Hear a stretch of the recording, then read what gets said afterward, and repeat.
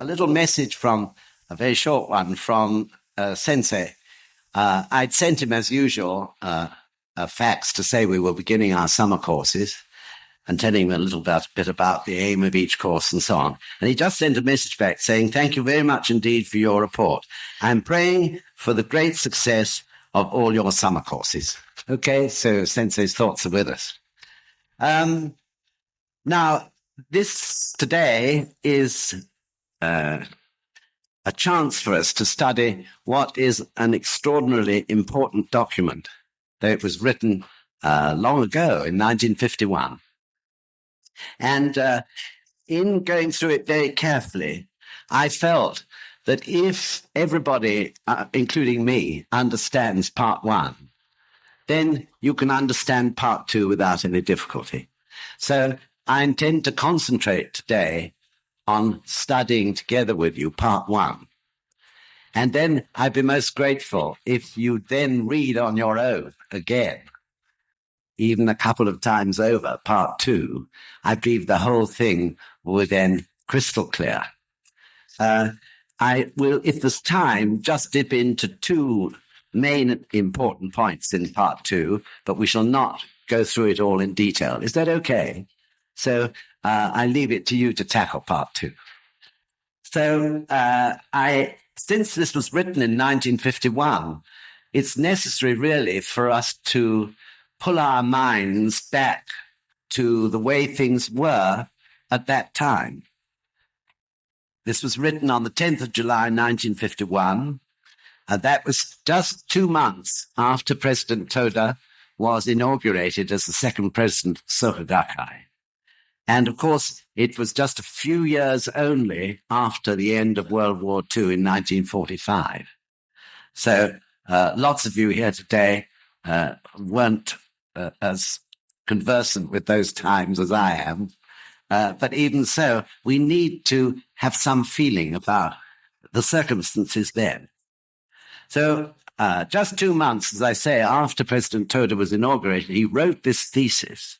And there is no doubt that his purpose in writing it was to explain the whole situation as he saw it from the time the Gakkai was founded in 1930 up to and during World War II to the year of 1951. And then to express the principles, really, on which he intended to continue developing the Soka Gakkai and the movement for Kosen Rufu until he had to give up the presidency. As you may know, he continued right up to the point of his death, really, which was in 1958, much sooner than most people expected. But of course, he'd suffered tremendously in prison during World War II, and he came out of prison a physical wreck. So it was simply amazing what he achieved in those few short years from 1945 to 1958. So especially he wished to point out in this thesis the struggles of Mr. Makiguchi, his predecessor as first president, particularly during the time of World War II, and the serious problems which Mr. Makiguchi encountered with the priesthood. And Mr. Toda also wanted, in his straightforward, very direct way, to make sure everybody understood that he'd made a couple of big mistakes himself in his efforts to give the Soka Gakkai a sort of rebirth, because it had dwindled to nothing by the end of World War II. And he wanted, too, to talk about his enlightenment to his own mission, which, of course, in turn was directly related to the mission of the Soka Gakkai. And above all, he wished to make it clear, though he was polite about it in many ways, that the priesthood really must purify themselves. So this problem has been going on a long time. So in a nutshell, I think we could say that this thesis concerns our inheritance today of the true law, of the heritage of that ultimate and true law. Really, that's the importance of this document. As in all things, Buddhism teaches us, if we understand the past, then we can understand the reasons for the present. And in addition, of course, we can shape our determinations for the future. So we have to look back for a little while before we begin to study the thesis at what it was like 40 years ago or so. So in many ways, things were very different. But I think in terms of the more profound view of those times, it was extraordinarily similar to what we find today. And in this connection, I would recommend that if you haven't done so already, you read the plea, which has been published as an inset into the last bulletin that came out last week, I think it was, because this plea is in a way an extension of everything that Mr. Toda is saying here. The plea was made by 4 great pioneer leaders of Kosen Rufu. Vice President Izumi, who some of you here may know, Miss Kashiwabara, who also a few of you know, Mr. Tsuji, whom even if you haven't met him or seen him, you may have read his guidance, which is famous for his guidance on sickness, and a Mr. Shiraki, who I don't know. But these 4 leaders have all practiced for over 50 years. And they have written this plea to the high priest in very moving terms, and very directly and frankly, but utterly sincerely. So if you haven't read that in the bulletin, when you go home, please do. So 6 years after World War II, the destruction in Japan had been so colossal during the war that the situation hadn't greatly changed by then. That is to say, Japan was in ruins.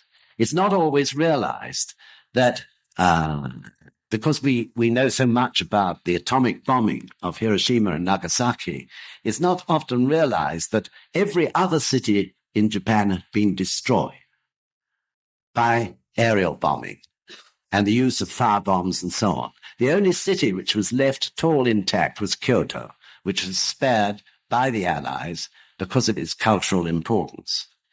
But everywhere else was in ruins.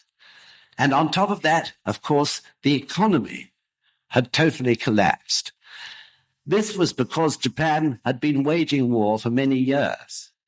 One has to remember that long before World War II broke out, they had been at war in China, and their aggressive policies had been continued for a number of years, leading right into World War II.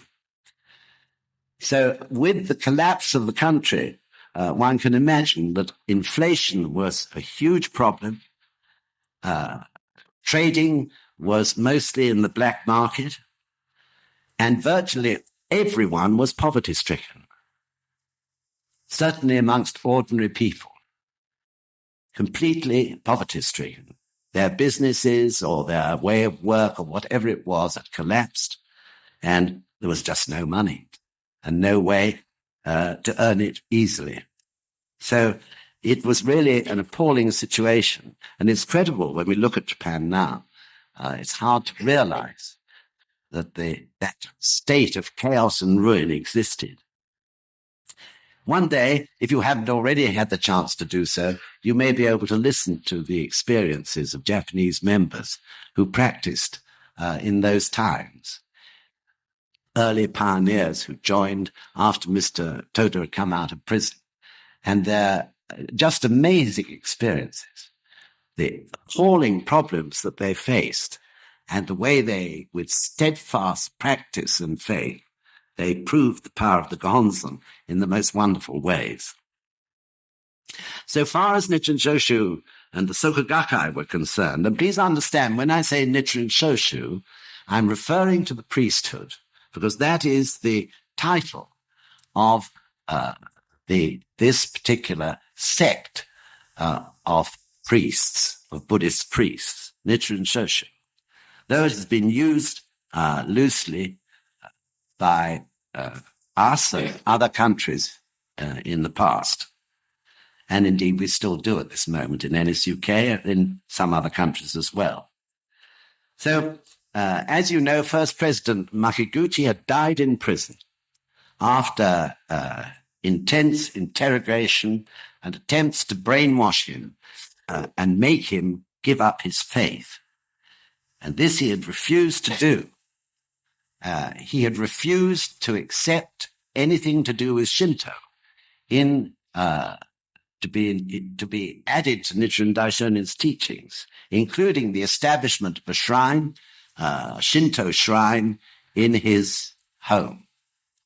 At that time, the priests, under pressure, had actually given in.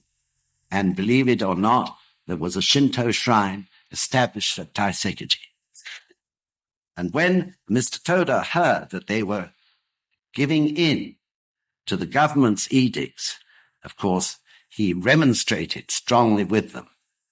And as a result of this, as a result of his disobedience to the government's edicts, he was imprisoned with 21 other lay leaders, including, of course, Mr. Toda. So it was a very, very grim and dark and terrible time. Whilst in prison, no priest ever stood up to defend him. And indeed, the lay leaders who were in prison one by one, under interrogation, brainwashing, and sometimes beatings, gave up their faith, sad to say. Finally, Mr. Makiguchi, who was 74 years old, died in prison. And Mr. Toda was the only one left there. He didn't know Mr. Makiguchi had died. They never told him. He was in solitary confinement in a tiny little cell, and he just kept himself going through chanting Daimoku daily. So this was the state of affairs. The Gakkai had virtually disappeared. Of course, there were some people, no doubt, who were practicing underground, secretly, but the only persons who really stood up finally were Toda and Makiguchi.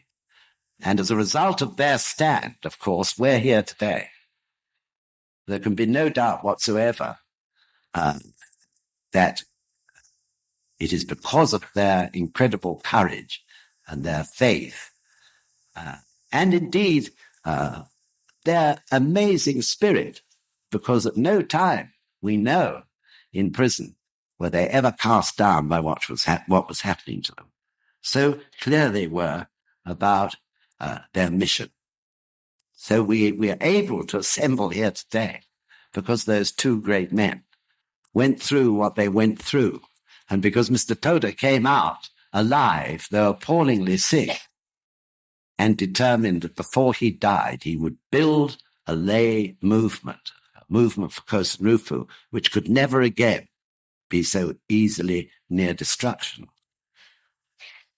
So after Mr. Toda came out of prison and began to gradually collect some of the old members and new members around him and spread the teachings, because he was able to do so without worry, as the new constitution of Japan, established at the end of the war, gave the right of people to worship as they pleased for the first time. In hundreds and hundreds and hundreds of years, there was freedom of religion. So after some time, his burning passion and understanding of his mission, Kosen Rufu, of course, grew strongly and developed. He spread it to others. And the first of two very important things then occurred. One was that he went to the high priest of those times, whose name was Nisho, and he asked him to grant the establishment of a Joju Gohonson in the Soka Gakkai's headquarters. Joju Gohonson is like we have in the New Century Hall. That is to say, it is a Gohonson specifically inscribed by the high priest and dedicated for something or someone. And that dedication is actually shown in Japanese characters on the Gohonson. So he asked for this Gohonson, which would be the focal point of the movement for Kosen Rufu, which he was absolutely determined to develop. And this was granted, and the first time ever, therefore, a large Gohonson, Joju Gohonson, was established in a lay people's center. Never had such a thing happened before. The only place where such Gohonsons, Joju Gohonsons existed were in temples. And the second thing he did, with the help of the retired high priest at that time, was to collect together the Gosho and publish them in one volume for the Japanese members. It's hard to believe that prior to that, the Gosho, generally speaking, was not available to the members, except when quoted, passages were quoted by priests who were giving lectures. Otherwise, the Gosho was unavailable. And through this great effort, he was able to celebrate his inauguration to the presidency in 1951 by the publication of the Gosho for the first time for ordinary lay people.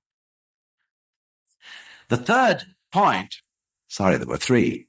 The third point, which he also discussed with the high priest, was his conviction that if the lay people were to have the power and the life force and the wisdom to conduct an effective movement for Kosen Rufu, then it was essential that they practiced in a proper and full manner, just as the priests practiced. So it may also surprise you to know that previously the lay people had not practiced as the priests practiced. That is to say, they had not done gongyo. Of course, they chanted daimoku a bit here and there, and maybe some of them who were diligent perhaps recited a passage from the Lotus Sutra, but otherwise the lay people did not do gongyo. And he felt that to establish power and unity for the movement for Kosen Rufu, for all the members to do gongyo was essential. And this request also was agreed by the high priest, who, one must emphasize, totally understood the extraordinary phenomenon of the appearance of the Soka Gakkai. So it's, again, difficult for us to realize, because we're so used to the Soka Gakkai, that no such lay movement had appeared ever in the history of Buddhism in Japan.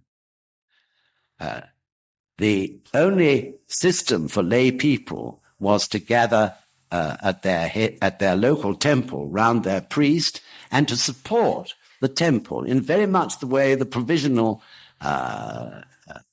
sects pre-Lotus Sutra had always done.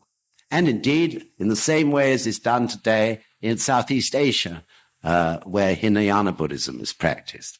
That is to say, the lay people made their good causes by supporting the priests, and the priests did all the ceremonies and the prayers and so on.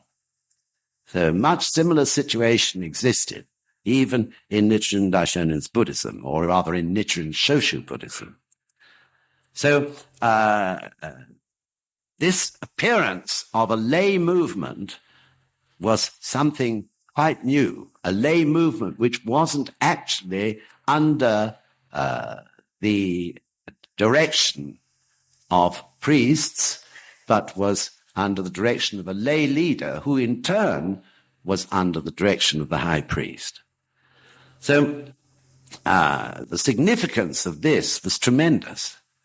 And Mr. Toda discussed with the high priest of those times what was the best way to establish this lay organization that appeared after World War II, so far as the laws of Japan were concerned, how to establish it legally.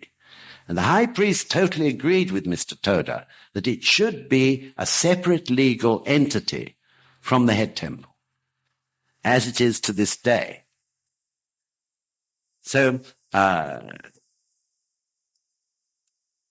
reasons for this were that, firstly, if at any time the priesthood were persecuted or attacked, the Gakkai would be able to protect them best by being a separate legal entity.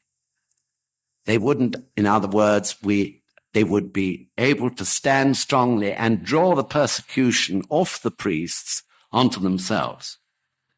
The second reason was that the high priest also was well aware of the problems which existed in the priesthood, and it wasn't to his full satisfaction by any means. Therefore, he clearly saw the mission of the Gakkai and related it indeed to the Lotus Sutra, which had been taught by Shakyamuni, as you know, 3,000 years or so before, where he describes in the ceremony of the treasure tower and the ceremony of the air the rising up of thousands and tens of thousands of bodhisattvas of the earth, who appeared, as it were, from nowhere, in order to spread the teachings in the latter day of the law, that is to say, this age that we live in now.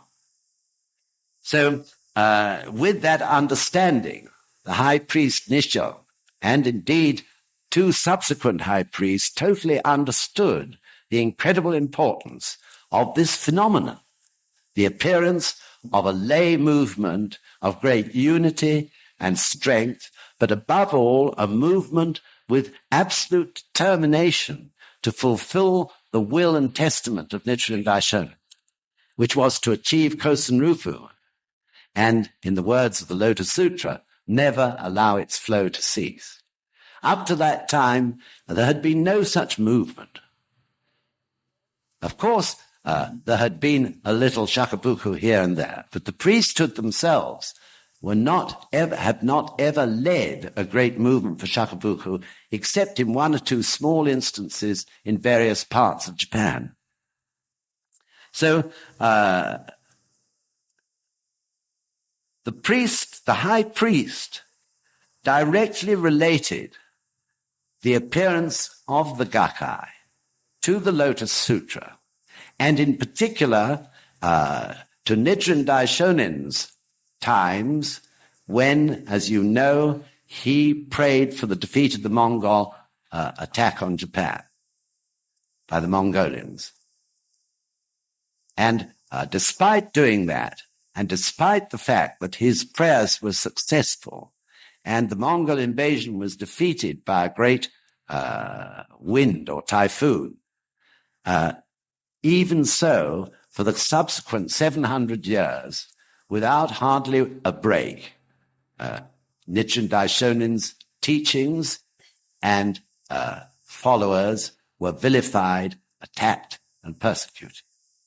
So in other words, the high priest, and indeed, of course, we've heard this more commonly since the time of Mr. Toda, the ultimate outcome of this terrible slander was the one disaster which had not yet totally occurred in the 3 calamities and 7 disasters, which was the actual invasion of Japan itself.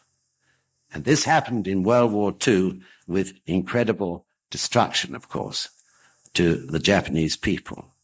So according to the high priest and to Mr. Toda and all those at that time, they were very clear. This was the ultimate outcome of the slander that had been continuing in Japan over hundreds of years. So the 3 high priests, it's worth making a note of their names.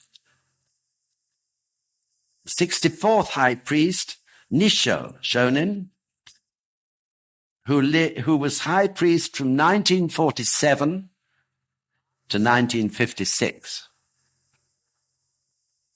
The 65th high priest, Nichiren Shonin, who was high priest from 1956 to 1959, and had also had important and great significant relations with the Soka Gakkai prior to his becoming high priest.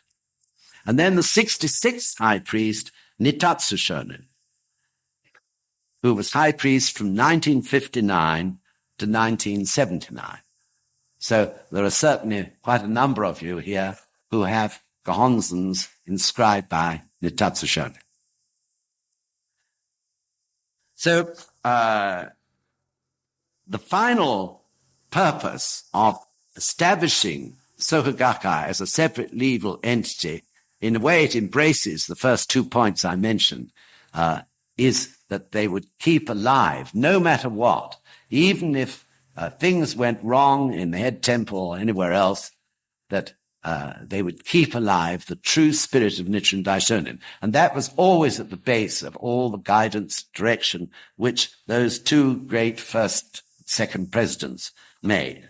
And indeed, it is at the basis of everything which Sensei says today.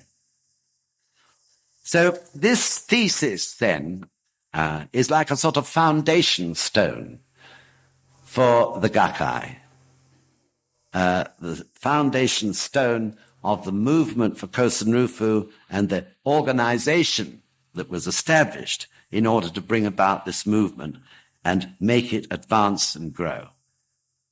You'll find when you read this through that President Toda talks much more about Kosen Rufu of the Orient than he does about Kosen Rufu of the world. I think he only mentions Kosen Rufu of the world once in it. The rest of the time he's talking about Kosen Rufu of the Orient. So again, we have to put our minds back to 1951, when travel was still, compared to today, primitive, really.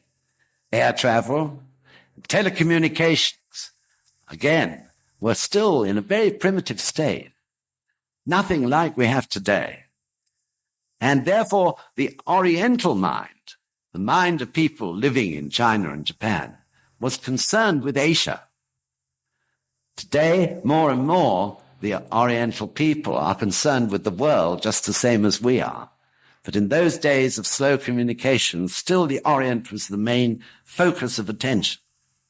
And secondly, the second reason for Mr. Toda's concern about Kosen Rufu of the Orient was his determination to repay something, give something back to the people of Asia who had suffered so terribly under the Japanese military and aggressive policies over the previous many years. So his concern was, in other words, to be able to change Japan's bad karma that had been created through these aggressive actions. And it caused immense suffering in Asia, both in Southeast Asia and also in China. So there you are. That's a sort of background. Are you in 1951 now? Well, actually, you shouldn't be in 1951. You should be right here now in 1991. But nevertheless, it's important to understand that background. Okay, so then I'll ask Ilinka to begin to read part one, if you've all got your books in front of you.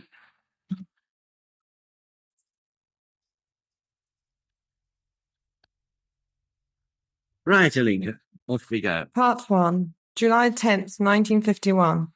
When the first president, Tsunasaburo Makaguchi, stood up to lead the Soka Gakkai and propagate the true law, Nichiren Shoshu believers had forgotten that one is punished when one opposes this great law. That's why he chose to expound the theory of punishment, both inside and outside of Nichiren Shoshu, thereby meeting every persecution in his attempt to propagate the great law. There were even priests who attacked him by saying that emphasizing the theory of punishment contradicts the doctrines of Nichiren Shoshu. However, President Makaguchi was resolute in expounding the dreadfulness of the punishment that one may receive by slandering the law. Until the last moment of his life, he remained resolute in proclaiming the real punishment of the law. Mr. Makaguchi, my mentor, would often say, "The Gohonzon has great power. The fact that the Gohonzon has great power also means that if you slander it, you will be punished. If a father is not upstanding enough to scold his children, how can he help them to become happy? Pray to the Gohonzon sincerely. Can't you hear the Gohonzon say to you that if you slander this law, you will have your head broken into 7 pieces? This statement, which we can read on the Gohonzon, actually refers to the punishment one will receive by slandering it. I agree with Mr. Makaguchi's central contention. If you deny his view, you do not actually believe in the awesome power of the Dai Gohonzon. Those people who oppose the theory of punishment are no different from those who are seduced by the superficial compassion of Shakyamuni's Buddhism. I say that they do not embody the true spirit of Nichiren Shoshu. I repeat this. In the upper right corner of the Gohonzon are the words, "If you slander this law, you will have your head broken into 7 pieces. Doesn't this signify the theory of punishment? At the same time, in the upper left corner of the Gohonzon is an inscription that reads, "If you make offerings to the law, you will receive more good fortune than that derived from holding the 10 titles of the Buddha. Doesn't this signify the promise the Gohonzon makes to us that we will receive benefits when we worship the Gohonzon? Benefit or value and punishment or anti-value constitute the reality of our daily lives."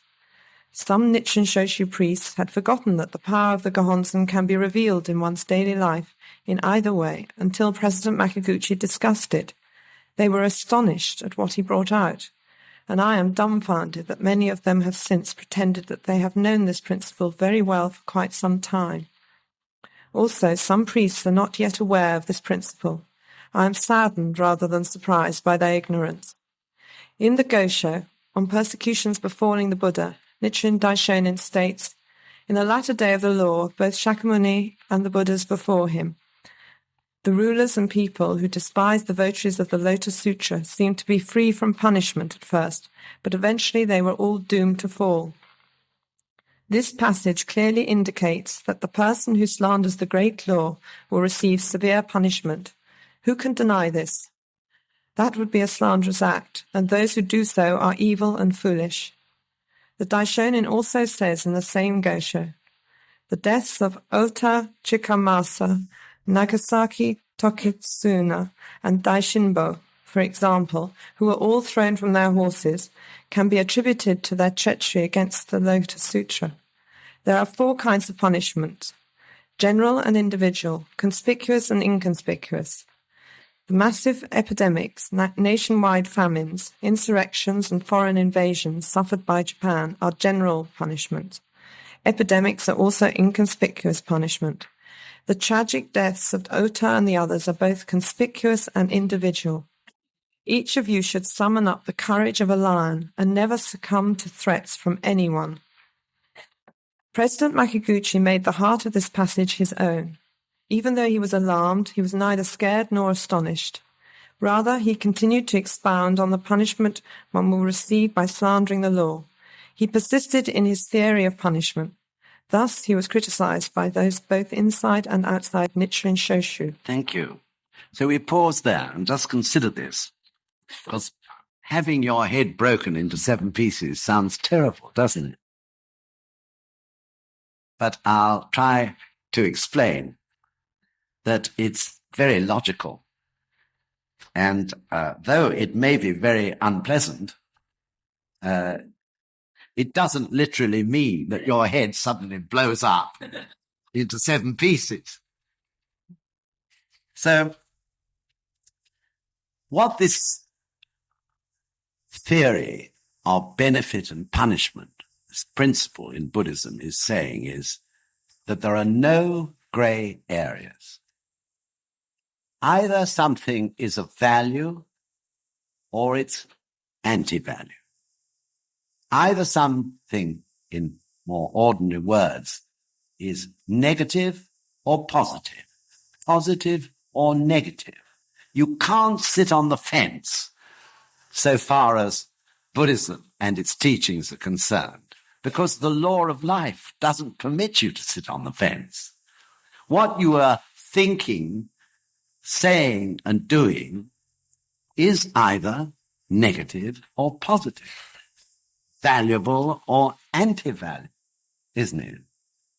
You can't sit on the fence and get away with it. One or the other. If your life is full of positive force and power, and for some reason you let your practice slide, it begins to become more and more filled with negative power. Not with some sort of neutral zone where you can relax comfortably and hide away from the reality of life. Always one or the other. It's common sense, isn't it?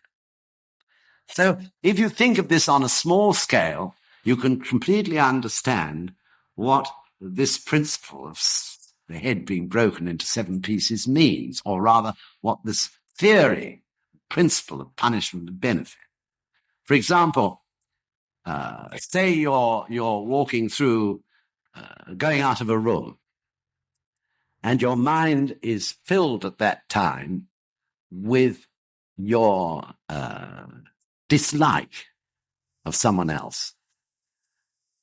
And you go out and you close the door and you shut your finger in it. And if you're wise and your perception is sharp, which it can be because you chant Daimoku, you'll think to yourself, I've done it again. Idiot. But in a way, you're also very grateful for being taught that so that you can stop it by shutting your finger in the door. It's benefit. You have that much good fortune to shut your finger in the door. Or you may get out of the car and you see, as you're looking at a shop, someone you don't like at all over there. And you, that woman, I hope I don't have to go into the shop with her. And you bump your head, on the door of the car as you get out. So I'm sure, I can hear from the way you're responding that these sort of happenings are frequent, aren't they? And really, we should be grateful for them. They are, of course, like everything else in Buddhism, one can turn it into benefit. So, hands up, who can relate to that sort of thing? Everybody, including me. So, of course, that is comparatively minor slander. But when it comes to major slander, detesting or hating, onshitsu, as we call it, say, a person who is actually a votary of the Lotus Sutra like oneself, is actually practicing every day, then it becomes a bit more serious. And if that habit of hate or onshitsu or destructive criticism continues, and you go on doing it, because for some reason you're blind to it, you can't perceive it. Nichiren Daishonin said our eyebrows are the nearest thing to us, but we can't see them. Often it takes another person to quite strongly point out to us that we shouldn't have those slanderous feelings which are going on inside us. And then, of course, this question of one's head being broken into 7 pieces begins to take effect. That is to say, because your mind is obsessed with dislike or hatred for somebody, you are distorting the balance of your mind. Instead of thinking clearly in a balanced way, your balance is going over in some other direction. And inevitably, therefore, because the balance of your mind is out of gear, I don't mean to say you're crazy. What I mean is the mind is sort of distorted. Logic and reason doesn't work anymore in a proper and clear manner. Therefore, of course, you bring immense trouble on yourself. So in terms of the Gohonzon, what is the Gohonzon? The Gohonzon is a reflection of the Gohonzon that exists, or the Buddhahood that exists within our lives. That scroll has no way it can wave some sort of magic wand and condemn you to having your head broken into 7 pieces. It can't hurl fire and brimstone at you, or any of those sort of things. You are punishing yourself. The Gohonzon that Nichiren Daishonin described is like a mirror, isn't it? It is reflecting your own inner life state, in the state of Buddhahood. So this is where you're doing everything to yourself, right here. It's you that's allowing yourself to be obsessed with some slanderous thing, isn't it? And through doing that within yourself, you're putting your own thinking process out of balance. This is simple, really. So you are the one who's breaking your head into 7 pieces, not literally, but throwing your thoughts out of balance and distorting them. So I do hope that's clear. I know you've heard all about slander on this course already, so there's no need for me to dwell on it. But what I want to be clear today is that we bring this on ourselves. The Gohonzon isn't some totem, or magic power outside of us. The Gohonzon works because we choose to chant Daimoku to it and look into the mirror at what is actually in our own lives. And remember, Nichiren Daishonin was so strict on this point. He was virtually saying that if you do not understand that the Gohonzon exists within yourself, you're not practicing my Buddhism. So we have to struggle with that tendency to want to pin our hopes on something outside ourselves. This is not outside ourselves. This is just a mirror to show inside ourselves, isn't it? So I do hope everyone understands that. And of course, if you have trouble with slander in a big way, then it's very important to chant the Gohonzon for the wisdom or perception to see when this horrible slander is beginning. And so that you can chop it off with your Daimoku and tell that devilish force of life to get out of the way.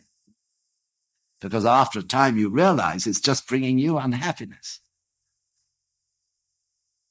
If it's minor slander, such as the examples I gave first, then your daily Gongyo and Daimoku keeps that in order. As Dr. Yamazaki was saying the other day,